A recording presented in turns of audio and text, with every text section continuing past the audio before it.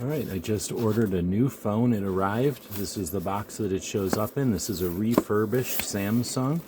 We'll open it up. We've got a power wall unit there. That's handy. Cable. It's probably good for both data and charging. Then we get the phone itself, wrapped in bubble wrap. This one is an unlocked Samsung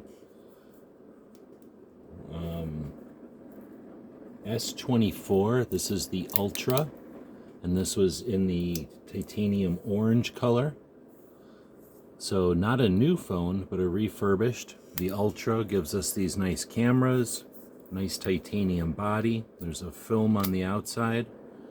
We've got a stylus, which is good for both writing, but you can also take pictures. You can use this as a remote for taking pictures and starting videos, I think. We've got USB-C underneath. We've got a door here. There is a small tool for opening that door, a little pin type tool for poking into that hole, and that will let us put in a SD card and the SIM card. Alright, that's the new phone. Hope this helps. Really looking forward to using this one.